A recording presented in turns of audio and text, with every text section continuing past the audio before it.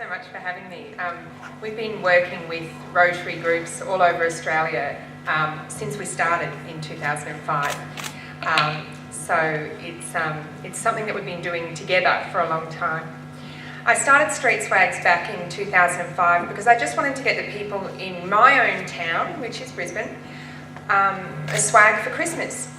But pretty quickly we worked out that the swags you can buy in the camping stores just won't go to work because they're too big and heavy and cumbersome and look like bedding.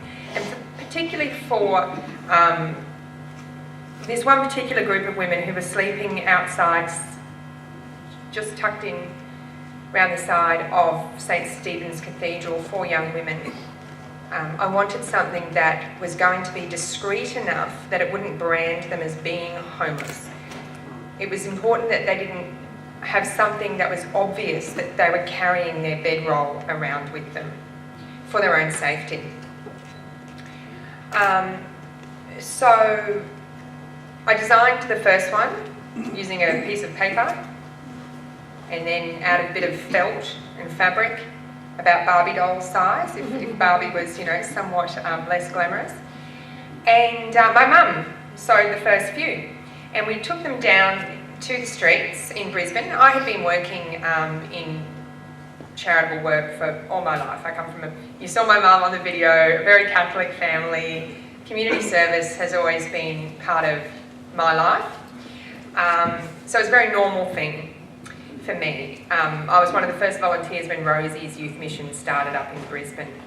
So here I was on the streets at, it was nearly 1 o'clock in the morning, right? And we had been filming because a mate of my husband, my plan in all of this, right? So 2005, it was Christmas 2005 coming up. So it was late August. I remember exactly when it was the 17th of August. But my plan was to sell my husband's 1966 red MGB Mark 1 convertible, which he was spending way too much time on rather than his new bride. And when my birthday rolled around on the 21st of August, a mate of ours, Rory O'Connor, who was a producer on a show called Brisbane Extra at the time, caught wind of this. Of course, he was on Tim's side. And he said, look, we'll do a show, right? We'll do the show on it, right? And you won't have to, we'll get some donations in and you won't have to sell the car. I'm like, look, whatever, you know, chatting with my girlfriends. That's fine, but, you know, you go and do your bit. On this side, I decided I'd have a raffle, right? And a dinner dance, and neither of them worked out so well. But anyway, so we were out there shooting on this night. We had put 20 out on the streets, and they were bright orange. They were pretty, like just a cotton drill kind of fabric, yeah, which Mum had made. And it was 1:45, and when I was walking back, if anyone knows Brisbane City, there's the mall, and there's the Commonwealth Bank, and then there's King George Square. And there's this very dark alleyway, just between the mall and the bank. And we were walking past and we had, you know, been filming for hours, and suddenly out of nowhere, this horde of 4 or 5 young men, so maybe about 16, 17-year-old, came screeching down the alleyway, screaming, "It's her! It's the bad one! It's the bad one!" Like literally running at me, and I nearly died. But literally, news spread so quickly. And what happened was, once we got people's feedback, we made a few changes. There's one mill in Australia that supplies all the outdoor fabrics for all of the Australian-made camping and outdoor industry.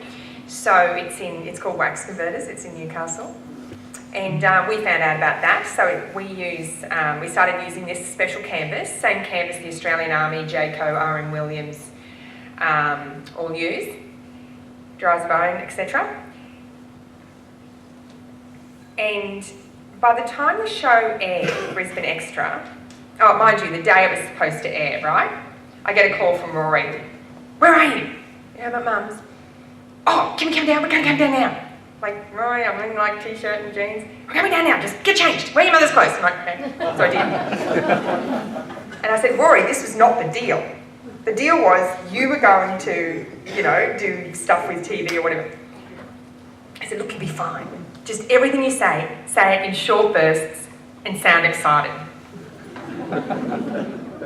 So literally, I sounded like Steve Irwin. We're going to make space for homeless people, and I'm excited. And then I ended up the next morning, because I thought, oh, I did great. You know, it hadn't aired yet, mind you.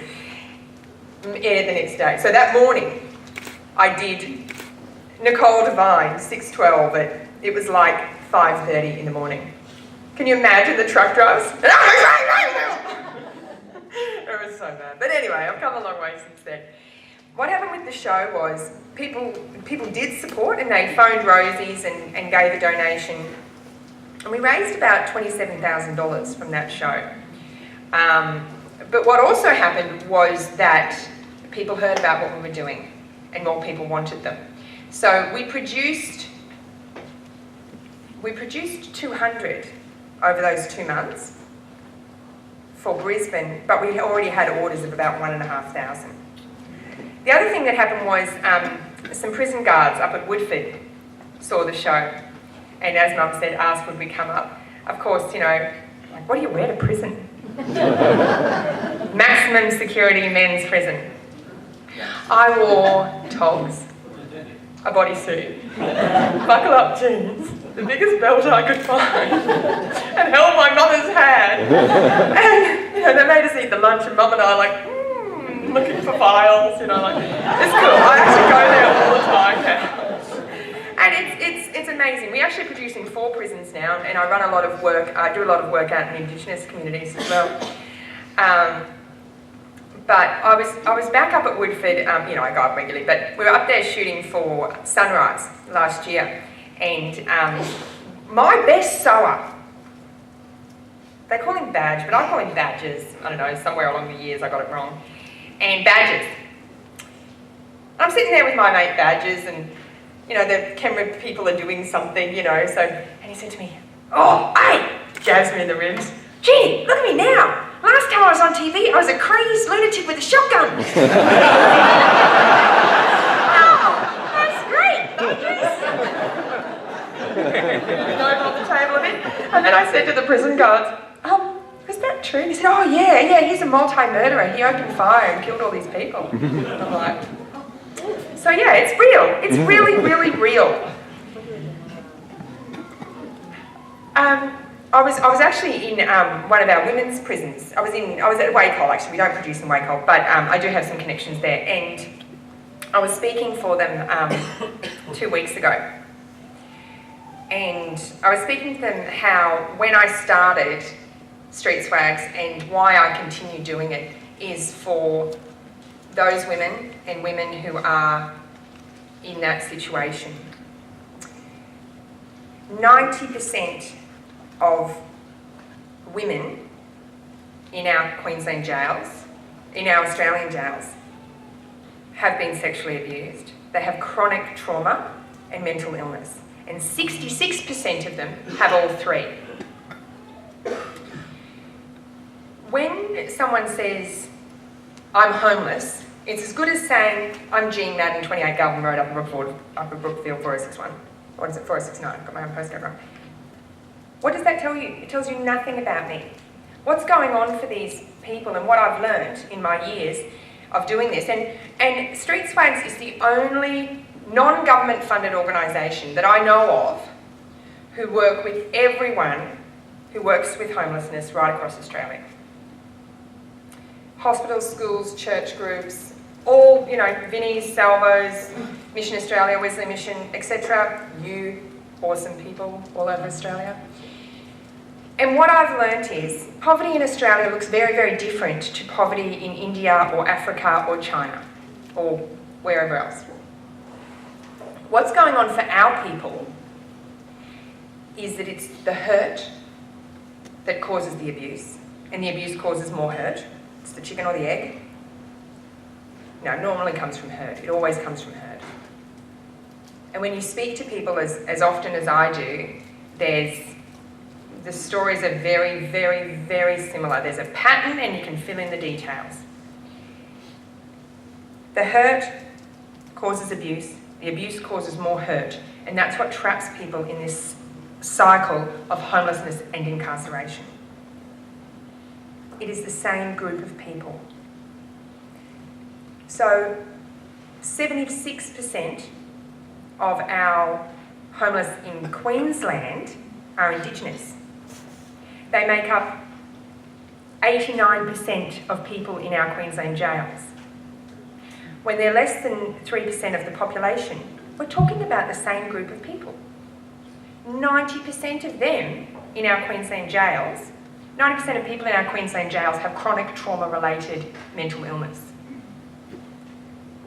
And like I said, 90% of the women have been victim to sexual violence. This is what is going on for these people. And I've always said street swags are just the first step. For me, what fuels me is basically anger. I'm so angry that in our country, which is so rich, so full of resource, we're basically China's hardware into the next 10 years, yet unemployment is continuing to go up. The average wage is continuing to go down. There's a federal law in Australia that if you are homeless, you'll have your children taken off you and put into foster care. Now, I tell you what, I know this because I actually ended up bringing 2 of them home myself 9 weeks ago. 90% of children in Australia who go into foster care end up needing to be intervened by the state during their lifetime. So basically, 90% of our kids who are going into the Australian foster care system are ending up homeless drug addicts. Dysfunctional. So these families who find themselves... GFC was huge for us. Because what happened was, it was families who were... One of the partners may not have been working full-time. They were choosing to do it a bit thinner, a bit tougher, so they could raise their children. And it was at the point of the GFC that families started to become the largest growing demographic of homeless in Australia. February last year, there was 10,500 families on the, 10,500 families on the emergency accommodation waiting list in Queensland alone. 10,500. By July, that number had jumped to 30,000 families. I'm not talking about men or single women. Single women, single middle-aged women has been the next growing fastest demographic. And guess what else? Most of them, like 78% or something, have been divorced. I'm just throwing that out there. It's a phenomenon. By the time October came, no, it was 30,000 in October. By the time February came, the Queensland government reported it as 70,000 families in Queensland alone on the emergency accommodation waiting list. They then, about a month later, took that figure down. I don't know, changed the way they counted it, God knows what. But you can still find it on QCOS's website. Actually, they put it at 71,000. So even if you use the 30,000 figure, right? 30,000 families. Now, most of those families are quite large families.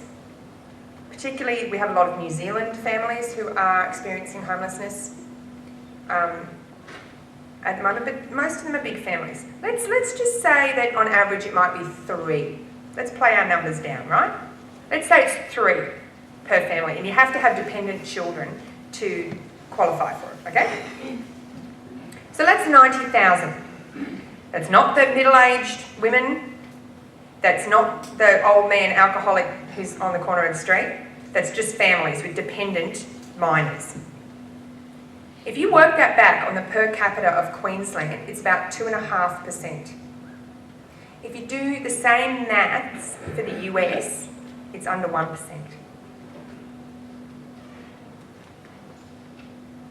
Chew that over. Can't count what you can't see. They're never going to get registered because they don't. They're the ones who do actually have gone that far. But there's most of them that I work with will not go and get registered because they don't want to have their children taken off them and put into foster care. The other extraordinary thing in our country is that you can't get Centrelink if you don't have an address. That's not good enough. That's wrong. That is wrong. Now, in New York about 10 years ago, they worked out that it was cheaper to house people, to house the homeless, because of all the savings that they made on, I just noticed my timing, hospitals, police, corrective services, all the social services. But in order to, they did actually change the laws, by the way, in New York. There is a law now that the City of New York has to supply accommodation for any person who needs it on any given night. But what they had to do first, in order to change the government policy, to change the government, was to change the culture. Because the government still reflects the culture, the people. Now, Seattle's just done it as well.